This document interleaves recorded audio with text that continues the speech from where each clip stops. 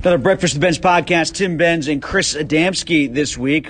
Buzz filling in for Joe Rutter to wrap up the Mike Tomlin press conference, as we do this every week, and we've actually been on time and on calendar, if you will, for Tomlin Tuesdays so far in the preseason because of the back-to-back Thursday games for the Steelers to start things out. First of all, the win against the Dallas Cowboys, and now coming up on Thursday, another road game. I guess technically last week wasn't a road game per se. It was actually more like a home game, given that it was in Canton with so much of the Pittsburgh presence there. But now they go on the road to play the Philadelphia Eagles, the widely anticipated Steven Nelson Bowl. Chris Adamski. Well, I think the Steelers would have been much more happy to play the NFC East again during the regular season like they did last year, considering it's one of the worst divisions in the history of football. Yeah. So they're getting their early tour of it now, and the preseason doesn't really matter as much. But, yes, I guess seeing Steven Nelson is a nice consolation prize.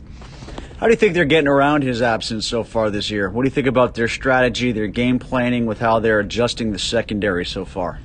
I think that, Cam Sutton has been a good soldier throughout his 4 years when he was sort of a backup and used as that piece. But he was pretty straightforward that he prefers to play outside. So I think that they not necessarily made him a promise when he signed the extension, but they really like to keep him outside because we've seen that almost exclusively during camp, and that's been their first choice, was to make the decision between either Brooks or Millette, and if one of them doesn't win, then maybe we'll see an adjustment from there. But I think Antoine Brooks, he was. I remember when they took him, we don't get to see much of that. Last year's camp was so bizarre because of COVID, but Brooks was always sort of an intriguing guy that seemed like he could fit that role. And between him and Trey Norwood, you think you probably have the guy of the future to do that. And if you don't, then we're getting to the point now where we're almost halfway through camp, believe it or not. And I think if they don't have the decision maybe by the end of this week or so, or after the Eagles game, and we have to start seeing then Sutton move inside and Pierre play maybe in the first team, then that's probably not a good sign, because that means that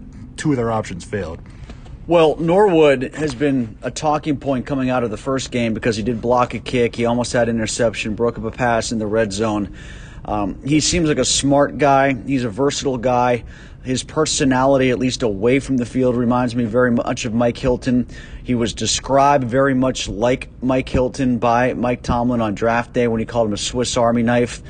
I don't know if he's got the mean streak and the tenacity and the blitz ability that Hilton did at that position, Chris, but I do see where the similarities can make people think that he could be the heir apparent for Hilton in that capacity, thus allowing Sutton to go outside. Yeah, I would think that I just don't know if he's going to be ready this year. I don't know if as a seventh-round pick as a rookie, if he is there. He's been repping so far at free safety. So to move a rookie halfway through camp to there right now for the 2021 season, I don't know if that's going to happen. If they do, it's probably a sign that things aren't going too well with their other, whether it be Brooks or whoever it is. But yeah, long term, I can definitely see him next year, or whatever. And again, I guess that in some ways that means maybe Brooks failed or whoever's there failed at it. But I think that was probably, if you looked at Norwood and his skill set and everything, is the long-term best fit. But I think as a rookie, we'll probably see him more, at least start this rookie year, being in. We'll see if there's any packages or anything he plays on defense, but free safety is where they've been repping so far. And I don't think as a rookie, a late-round pick, that you're going to end up moving him here at this point. Well, geez, I thought that they were going to, by the end of minicamp anyway, take number 42 off of James Pierre's back and turn it into number 47. The way we're talking about him. We're trying to make him into Mel Blount, and I thought that was a foregone conclusion that we'd see Sutton bouncing back and forth. Yeah, I am. It was kind of held close to the vest there. The first day at camp, Mike Tomlin pretty much was, again, anytime he gives any information, it's always a surprise. He's straightforward about something, and he was straightforward that they were Brooks and Millette were their options. And he was asked, I don't know if I asked him or not, but about if there's still an option of that, moving Sutton back to the slot. And I think it all traces back to, and here's the thing, Tim, I don't know. You're right. The hype train on Pierre's got a little bit too much. But if Pierre is their better option and they're not doing it because of Sutton's preference or whatever they told Sutton or whatever, that's a little bit maybe concerning. Yeah, I think you would want your 11 best guys out there, similar to them wanting to get their 11 best on offense as often as possible, even if that means not enough room for James Washington. Yeah, and again, I don't know if it, to me, to the eye test so far, but it's also that Pierre is better on the field.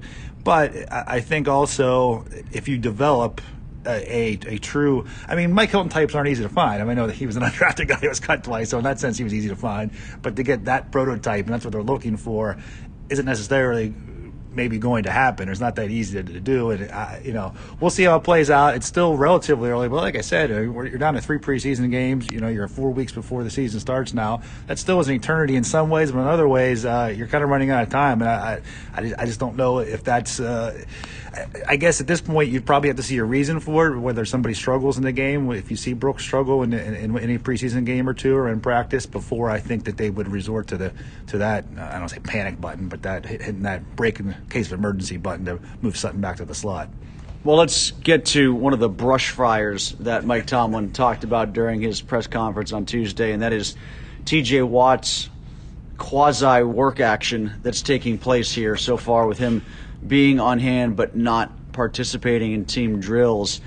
And I think that's actually a vivid and accurate way for Tomlin to describe it, because it is kind of just isolated criticism. It is popping up and being contained.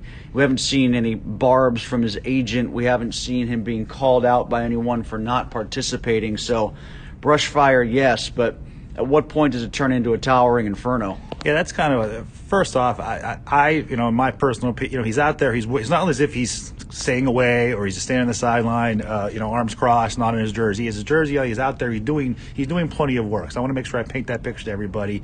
That I think, whatever you think of this decision or what he's doing or whatever, and it's fair to criticize it or it's fair to question it.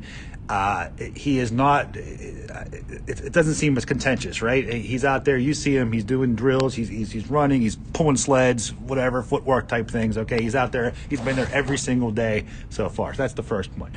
The second point, though, I think, is that yes, this is fine for now. It was fine up to the Hall of Fame game, whenever everybody kind of accepted, the Canton extra game, extra week of practice. Okay, now we're into another week. Okay. Last another week. Well, especially when we hear conditioning is so important all the time. And this is a guy that takes himself out of games all the time because of trying to contain his conditioning. So is it important or isn't it? And sometimes it's convenient that it's important whenever it's some players, and it's not other times. There's that hypocrisy here, too. And I just don't know what the end game is. He was asked this, and Tomlin avoided it like he usually does. But if there's no contract at all, does that mean he's not going to practice with the regular season week of prep? Is he going to start practicing if there's no contract? Well, good. Then he won't be as tired during games. He can stay in for the whole fourth quarter. Because we've had Polamalu and Cam Hayward and plenty of other guys sign their extensions that Saturday, that Friday, that right before the game starts. Is he going to wait till that moment to start practicing? Can you go through a regular season week and not do it? Is he going to give up his hold in or whatever you want to call it then when that week starts? That's what you're right. You have a good way of putting it. It's a brush fire now, but every week this goes on, there has to be an end game here somewhere, I guess. I don't know what that end game will be, whether it's a staring somebody blinks or if it's a situation where they have it predetermined that, hey, I'll play that final preseason game. And we don't know whether the Steelers or what NFL teams are going to approach the third, because there's an extra week now before the regular season starts. Whether they'll approach the fourth preseason game now as the dress rehearsal, or, the Steelers' fourth, everybody else's third, or whether they're with the third. Regardless, whatever one the starters play, is that sort of will give up this situation, this holding in, whatever it is then, and he plays then, and then he's fine for the regular season? Or is it take it all the way up till Monday of the regular season starting, and then he'll do a regular week of practice? Or is he still do it all the way until the extension? And then what happens if they don't get an extension? Would it have been a brush fryer if Haskins had started this game? Is that why they're avoiding it? I don't know. I mean, maybe I know that I get the excitement toward Haskins, and I think, how do I put this? I think Mason's a better backup quarterback than Haskins, but Haskins has a better chance to be an NFL starter down the road.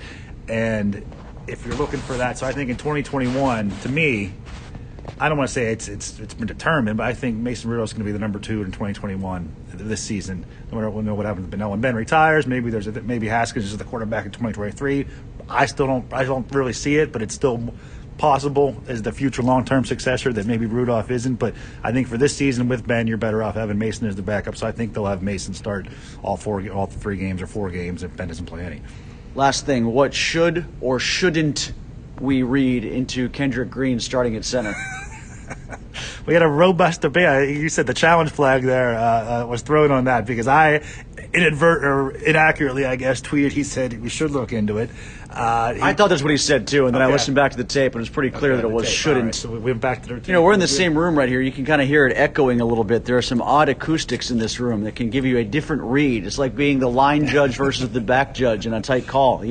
And I think that the way he, being there, seeing him live, and the way he smirked and smiled, I think it was almost as if a wink, like he was willing to almost acknowledge that he was saying you should in some ways. That's maybe what fooled me. Maybe I'm just trying to excuse myself for that. But either way, the proof's in the proverbial pudding that he is starting again. He hasn't. I don't think he's really even been pushed in any, like, it seems like BJ Finney is not an option, or they're not what they're looking at center in terms of practice starting reps. option. Yeah, so in other words, if there's not, so I don't see any reason why they I'm just talking about with the Steelers evaluation that they think Hassenauer's ahead of Green. So I think it's at this point, I don't know what he'd have to do to fall from the spot, but he's going to start week 1, right? I mean, I don't even, it hasn't even really been a classic competition. It's not like we've seen it between Millette and Brooks in the slot and nickel. It's been Green every single day, just like it was Marquise Pouncey 11 years ago as a rookie. He stepped in that first day and his first team reps and never gave it up again. All right, that'll do it for us this week. Make sure you're reading Chris and Joe for our coverage throughout the course of the week. I'll have plenty of Steelers entries at Breakfast with Benz as well, leading up to the game against the Philadelphia Eagles on Thursday night. Check me out on the pregame show as well on DVE. Then the guys will be writing after the game too, and we'll have a full wrap-up Friday morning on Breakfast with Benz, and we'll follow up with the Mike Tomlin press conference podcast when they get set to play against the Detroit Lions for the opener here at Heinz Field, the 20th season of football at Heinz Field. We'll talk about it on Breakfast with Benz.